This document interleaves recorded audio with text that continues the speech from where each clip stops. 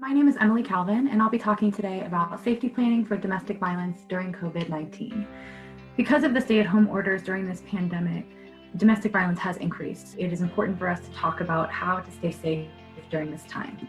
My first tip is to assess your access to firearms. Firearm sales have increased, as well as access to firearms has also increased due to the fact that people are just in the home more. So if there are firearms in the home, they are around them for longer periods of time.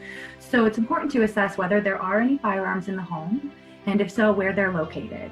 And wherever they're located, are they locked or are they hidden? Especially if there are children in the home, do those children know where they are, or can they access them to make sure that those firearms are inaccessible to the children? If they are locked in a safe, assessing whether you have access to that safe, and if you do not, it's important to be sure never to corner yourself in a room that has a firearm you cannot access during a violent incident.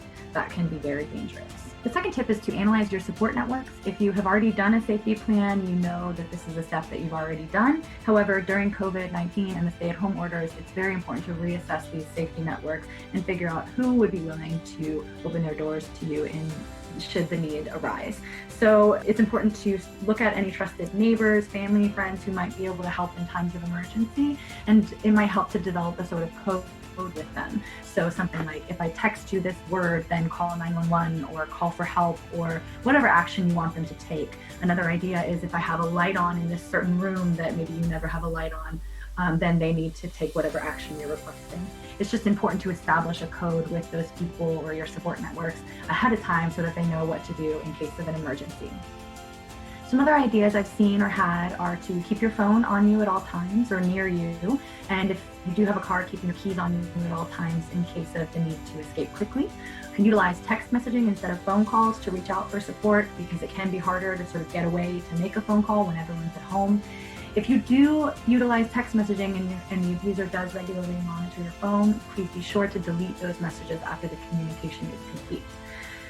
We also talk about, as part of general safety planning, a sort of hurricane bag or getaway bag or escape bag for survivors to create and keep in a safe location in the home that they can just kind of grab and run. So that should include generally some clothing for you and your children if you have any, important paperwork, toiletries, things like that. And during COVID-19, I would also recommend that you include in that bag some sanitary items such as wipes, Lysol, masks, or antibacterial hand gel.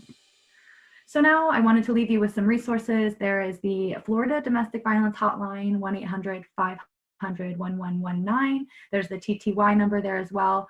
You can also text the National Domestic Violence Hotline, and they will connect you to your local domestic violence shelter and get you to the help that you need. You can also visit myfloridafamilies.com and find your local shelter that way. If you need to apply for legal services, Three Rivers is open and accepting clients. Although our offices are closed right now, you can call our helpline at 866-256-8091 or visit our website to apply online. And finally, to report child abuse, you can call the abuse hotline at 1-800-962-2873 or dial 711 for Florida Relay. There's also the TTY number there as well. Or finally, you can visit myfloridafamilies.com to report abuse online. Thank you, and stay safe.